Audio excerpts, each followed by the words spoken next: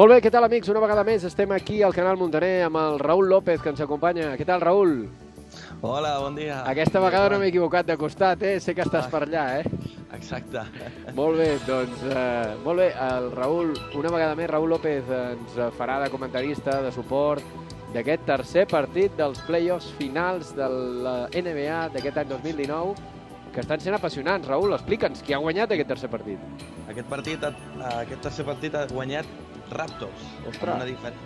Amb una diferència d'uns 14 punts. Sí, senyor. Així que ha sigut bastant. A sobre han jugat allà a la Bahia, que és sorprenent que hagi guanyat aquest tercer partit. Pensàvem tots que anava a guanyar Warriors, però ja hem vist que l'únic que ha tirat de Warriors ha sigut Stephen Curry.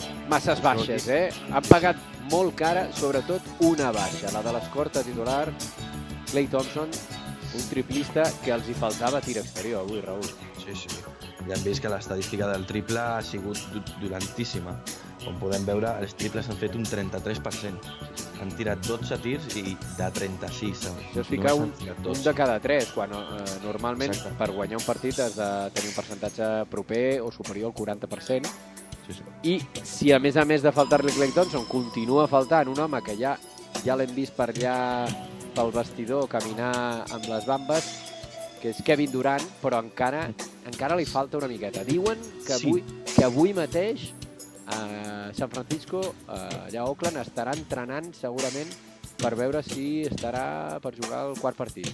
Sí, el seu entrenador Steve Kerr ha dit que pel 5è partit segurament ja ho tindríem, perquè sabent que van resultat no a favor i que tornen a jugar en casa, jo crec que aquest quart partit no s'arriscaran, però allà a Toronto segur.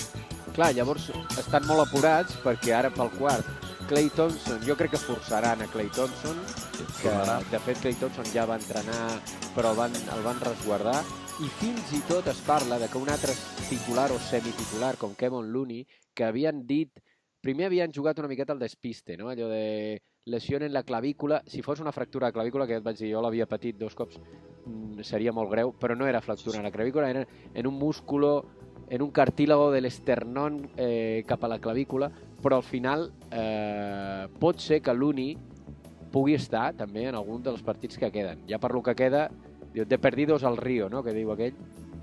Exacte, sí. I la novetat d'aquesta nit ha sigut Danny Green, amb 6 triples a moments importants, la majoria a l'últim quart. Ha sigut bastant impressionant. Sabent que a partits anteriors de playoff Danny Green no estava fent molt bons resultats com va fer a temporada, i en aquest partit ha fet 6 triples en tot el partit.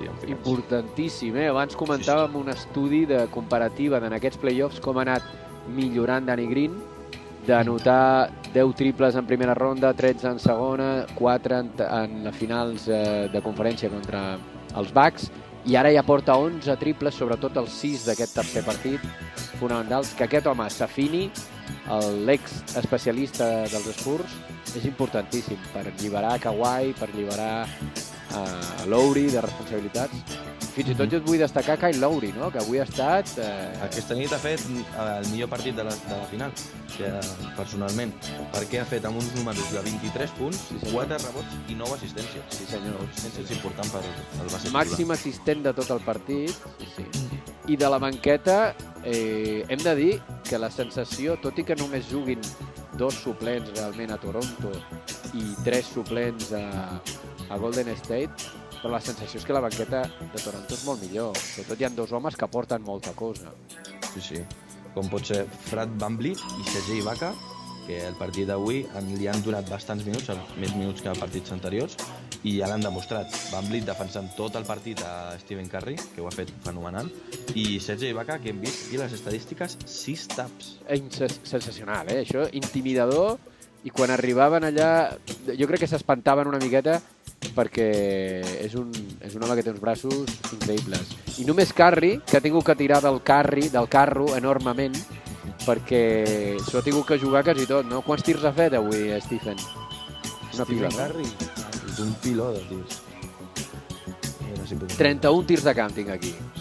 31 tirs, però... I no ha arribat al 50%, 14 de 31, i en triple 6 de 14.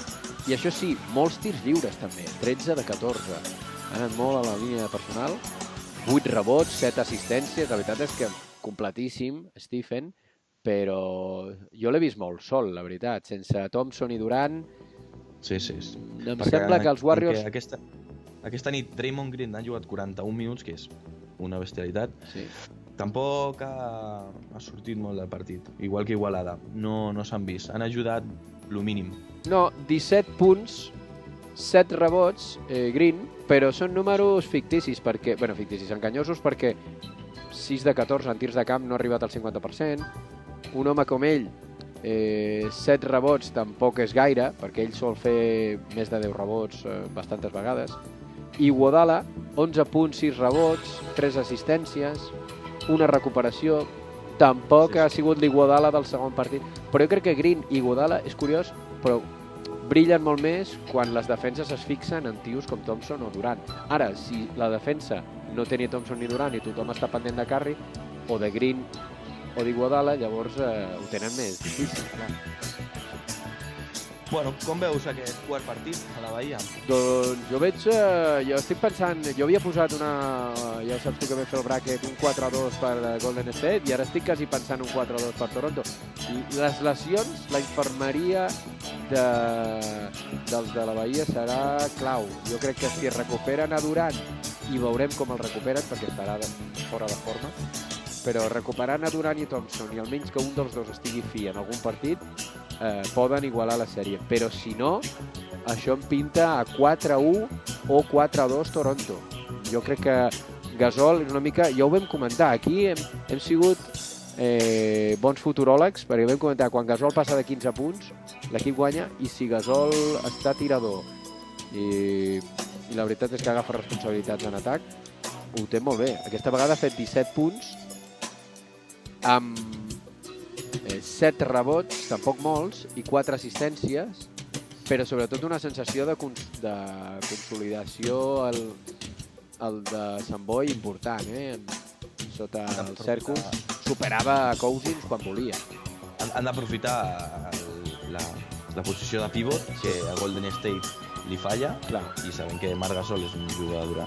Clar, sense l'únic, amb Cousins fora de forma, amb Bogut bastant fora de forma. Bogut va jugar 21 minuts, que això que dèiem, juguen amb 3 suplents, però vaja, Quinn Cook, 9 punts en 27 minuts. Andrew Bogut, 6 punts en 21 minuts.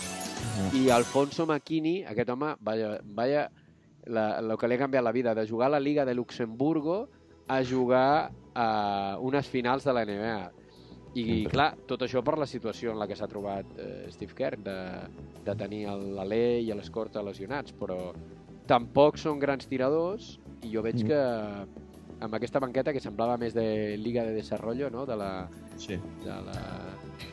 NBDL, al final ho tindran difícil. Jo, el que tu em preguntaves, jo et contestaria, veig ara que Toronto té una oportunitat històrica de ser campió, i de fet no em desagradaria. Per la part que ens toca pel Marc Gasol estaria molt bé. Sí, estaria molt bé. Molt bé, Raül. Doncs no sé si hi ha algun detall més que ens vulguis destacar d'aquest quart partit. Bueno, d'aquest quart partit que ara vindrà amb ganes de que la sèrie s'iguali, de que arribem al 7è partit, podem disfrutar d'aquests partits a la NBA.